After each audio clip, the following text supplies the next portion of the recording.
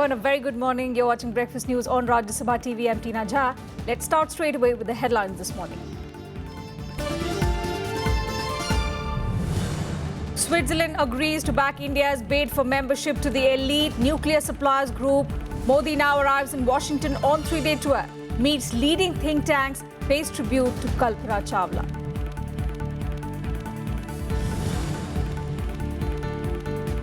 RBI's bi-monthly policy review today. Clamour for rate cuts by industry. This as India jumps 13 positions from last year to rank second among 30 developing countries in ease of doing business.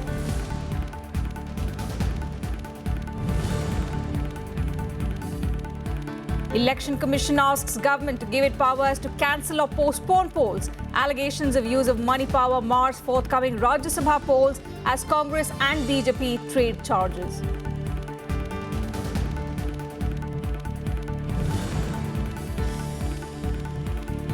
Far-right French extremist held with huge arsenal of weapons for allegedly planning attack on Euro 2016 football championship that is set to kick-start on the 10th of June.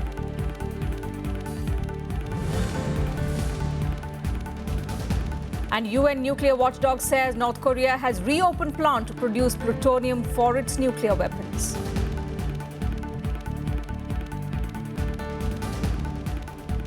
Well, Prime Minister Narendra Modi is now in the United States on the fourth leg of his five-nation tour. The highlight of his visit will be his address to the joint sitting of the US Congress. After arriving in Washington, Modi met leading think tanks in the United States who shape foreign policy. Here's a detailed report. Prime Minister Narendra Modi on the penultimate leg of his five-nation tour, arriving in Washington on a 3-day visit. A packed schedule ahead includes meeting US President Barack Obama and an address to the joint sitting of the US Congress. Among the highlights of the day was a meeting with leading think tanks.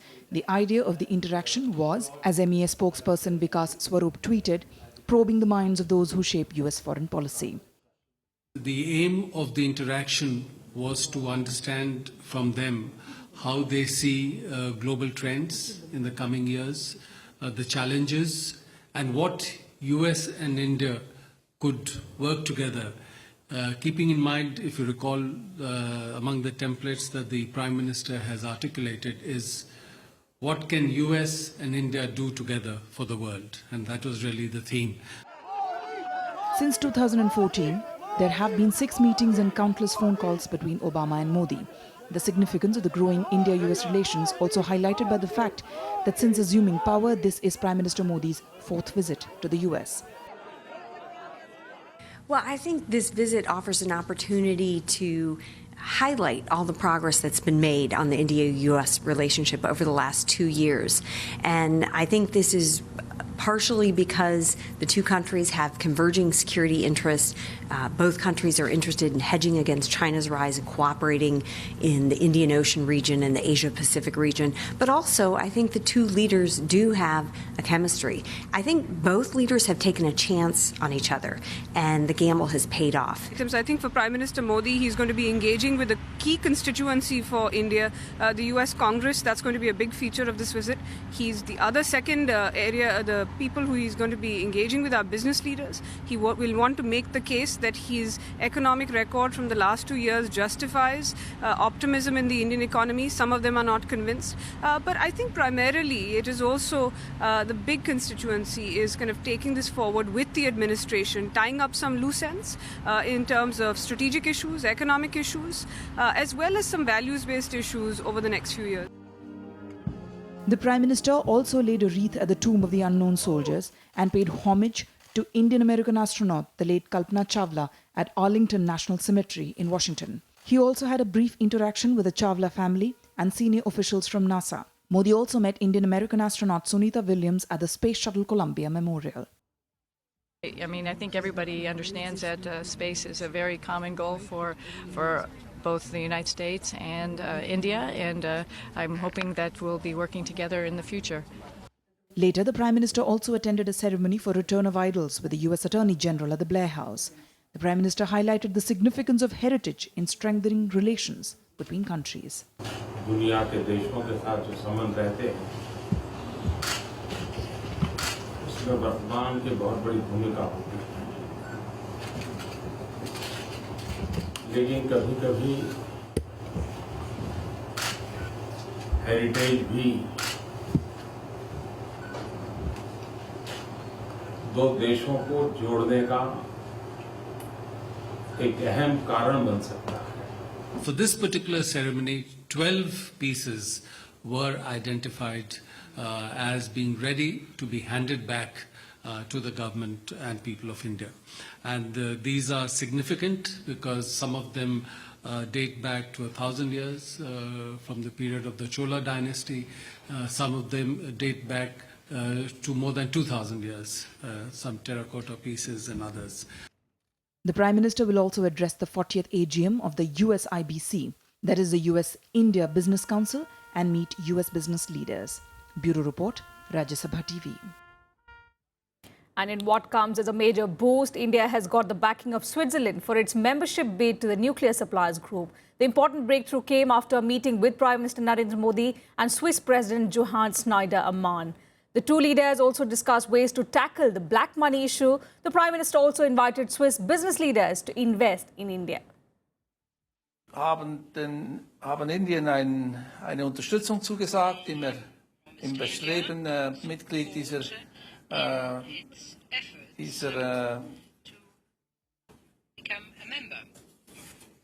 Nuclear Suppliers Group zu werden. Die Schweiz ist interessiert daran, dass I'm thankful to the President for Switzerland's understanding and support for India's membership of the Nuclear Suppliers Group. An acknowledgement of India's bid for membership of the Nuclear Suppliers Group. Switzerland has promised India support for its bid ahead of a crucial meeting of the elite group. The announcement came after comprehensive talks between the two leaders. I want the Indian economy to be driven by smart and sustainable cities, robust farm sector, vibrant manufacturing, and dynamic service sector. The two sides have also resolved to strengthen cooperation in combating tax evasion and black money. The two leaders agreed to expand cooperation in tackling the problems of Indians stashing black money in Swiss banks. It was one of the key focus areas of the talks between the two leaders, besides stepping up ties in areas of trade, investment and vocational training. We discussed the need for an early and expeditious exchange of information to bring to justice the tax offenders. An early start to negotiations on the agreement on automatic exchange of information would be important in this respect. wir stellen fest, dass Indien und die Schweiz in den vergangenen Jahren im Kampf gegen den Steuerbetrug und gegen die Steuerflucht gemeinsam Fortschritte erzielt haben. Die Zusammenarbeit zwischen unseren Ländern in diesen Fragen ist pragmatisch. Prime Minister Modi also met with Swiss business leaders in Geneva. During the meeting, Modi called on the Swiss business community for partnership across areas, including manufacturing and skill development. The PM also pitched for Swiss investment in India and told the business leaders that India was not only a huge market, but also had the skills and an open government. Bureau Report, Rajya Sabha TV. And back home, Finance Minister Arun Jaitley met with the heads of PSU banks yesterday, asserting that public sector banks would get greater support from the government to commercially deal with bad loans. Jaitley said that state-owned banks had suffered cumulative losses of about 18,000 crore rupees in 2015-16, mainly on account of higher provisioning for bad loans. With a huge pressure of stressed assets hovering over the banking sector, Finance Minister Arun Jaitley held a quarterly performance review meeting of the chairman and managing directors of public sector banks and financial institutions on Monday. Jaitley said public sector banks made operating profits of 1.4 lakh crore rupees in 2015-16, indicating the picture wasn't as gloomy as being projected. He also said that the government had earmarked 25,000 crore rupees for recapitalization of state-owned banks and would provide more funds if needed. Empowering the banks itself to function in an environment where on commercially prudent considerations, they can deal with the situation. The government is fully committed to supporting the banks in this regard. Besides non-performing assets or bad loans, the meeting reviewed the progress of financial inclusion schemes like Stand Up India and Mathura, credit flow to the industry and expansion of the banking sector. The progress of schemes under the financial inclusion Stand Up India,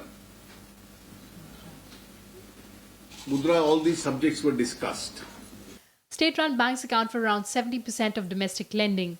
The quarterly performance review meeting of PSU banks came amid a pile of stressed assets to 8 lakh crore rupees in the banking system. Kriti Mishra, Rajya Sabha TV. Well, India now ranks as the second best among 30 developing countries when it comes to ease of doing business. This year's list shows that India has moved 13 positions from last year when it was ranked at number 15, below Malaysia, Brazil, Indonesia and Sri Lanka, among others. China has retained the top slot for the second successive year, according to A.T. Kearney 2016 Global Retail Development Index. The report ranks top 30 developing countries for retail investment worldwide. The study said that higher economic growth and simple regulations governing foreign direct investment have enabled India to jump 13 positions over a span of just 1 year.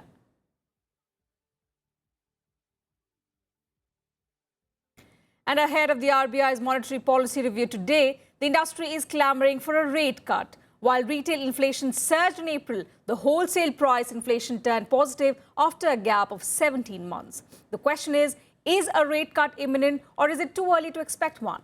We explore in this report.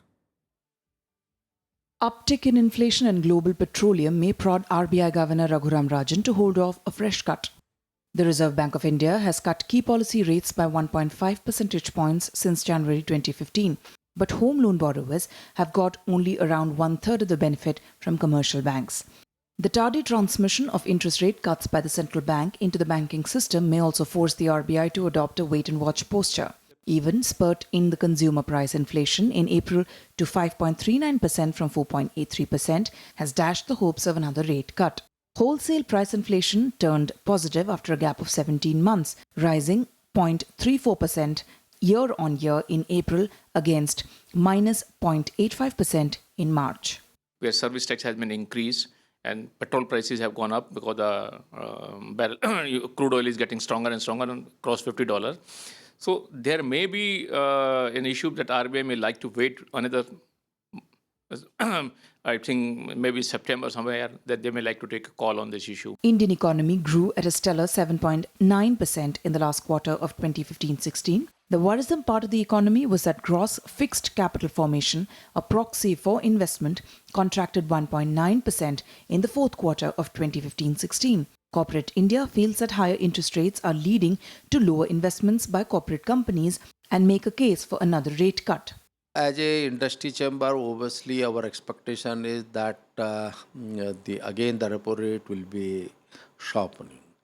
But look at the food prices have started increasing, and even the WPI has also started from a negative zone. It has started coming up.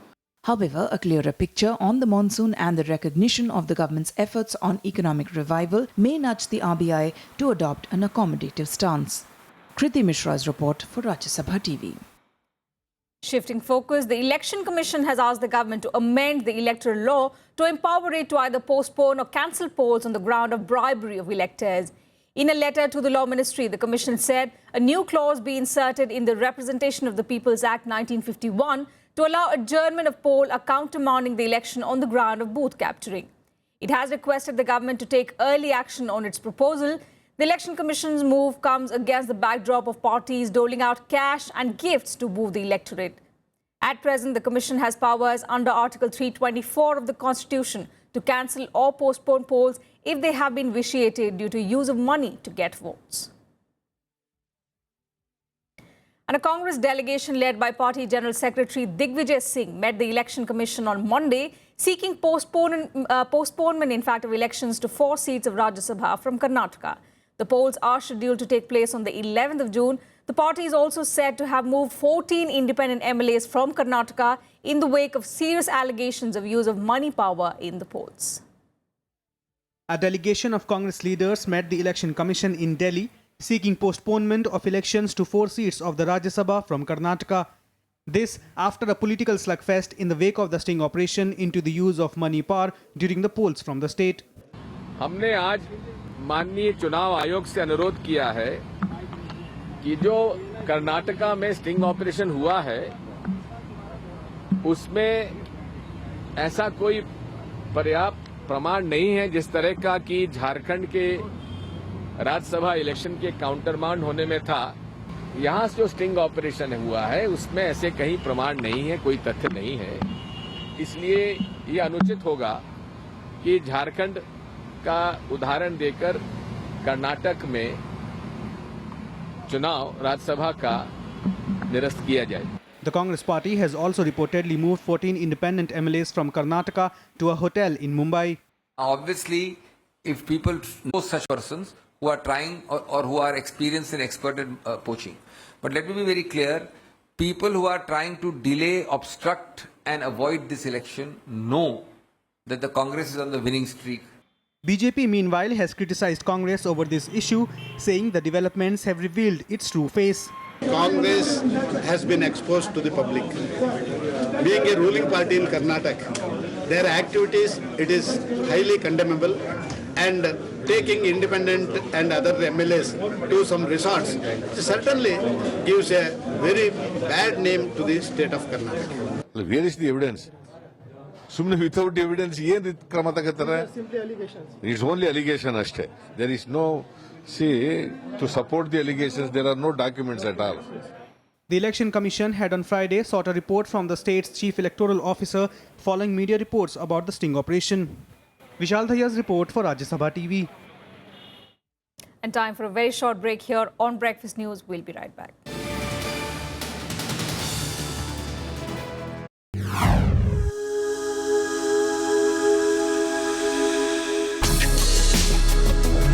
Tales that inspire. Stories of social change. A salute to diversity. Promoting public discourse. Events that motivate. Inspiring the innovative spirit. Watch Rajya Sabha television documentaries. Mondays, Tuesdays and Wednesdays at 10:30 p.m.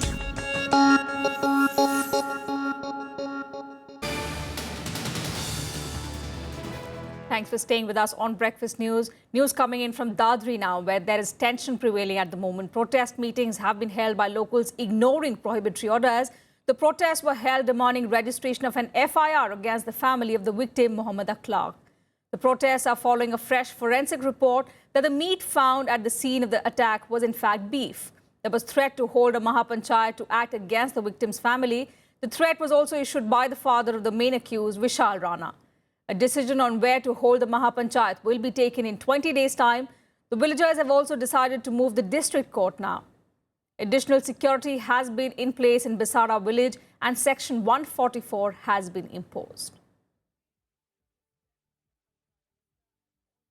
Forensic laboratory में सिद्ध हो चुका है कि वो गाय का मांस था। अब वो मिला है फ्रीज से किसी के, तो जो भी कानूनी कार्रवाई है, गौ हत्या और गौ मांस रखना दोनों चीजें उत्तर प्रदेश में बैन है, कानूनन जुर्म है, तो इसकी एक पूरी इंक्वायरी होनी चाहिए। Moving on, the Supreme Court will hear a petition seeking a CBI probe into the clashes that erupted in Mathura last week. A vacation bench headed by Justice P.C. Ghosh ordered that the petition be listed for hearing on Tuesday. Although the centre has agreed for a CBI probe, but the UP government is yet to give the nod. The petitioner also demanded uniform compensation for the families of those killed in the violence. 29 people, including Mathura SP Mukul Dwivedi and SHO Santosh Yadav, were killed in the anti-encroachment clashes after the police tried to evict the illegal occupants from the Jawahar Bagh area following the Allahabad High Court's order. And on to some international news now. Suggesting the country's arms effort is widening, UN nuclear watchdog, the IAEA, has said that North Korea appears to have reopened a plant to produce plutonium from spent fuel of a reactor central to its atomic weapons drive. Addressing a press conference in Vienna, IAEA Director General Yukiya Amano said, and I quote, "The indications that we have obtained are of activities related to the 5-megawatt reactor, expansion of enrichment facilities and activities related to plutonium reprocessing," unquote. Pyongyang vowed in 2013 to restart all nuclear facilities, including the main reactor at its Yongbyon site that had been shut down and has been at the heart of its weapons program. IAEA head Yukiya Amano also said because the agency does not have monitors in North Korea, it cannot be certain about the North's activities.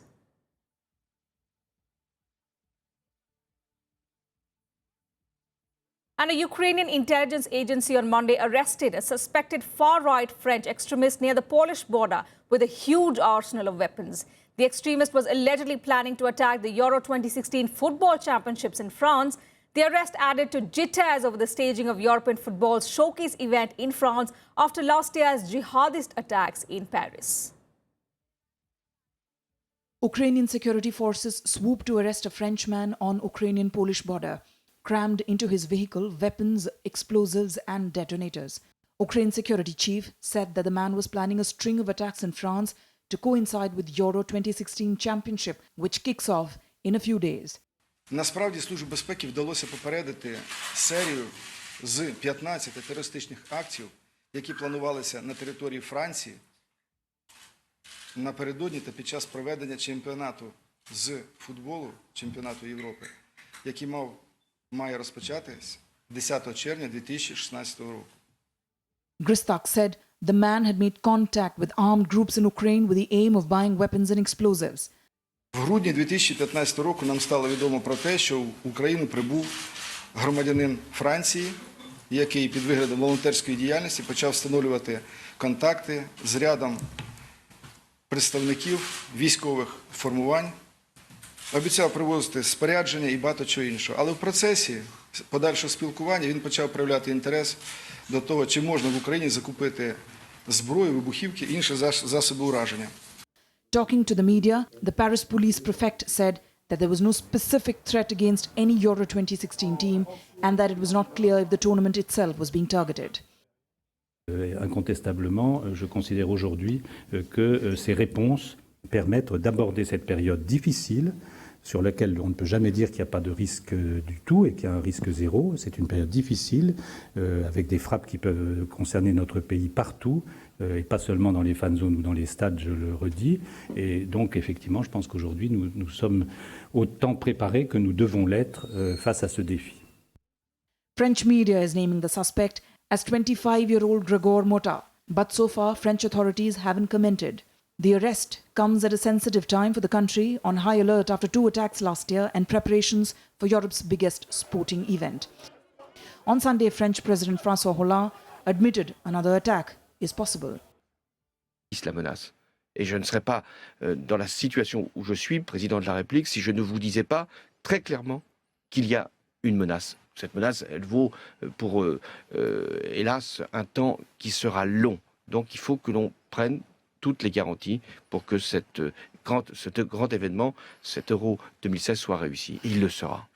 Nearly 80,000 police and security personnel will be deployed during the month-long event with more than 8 million fans expected. France is under pressure to ensure that the championship will be one to remember for the right reasons.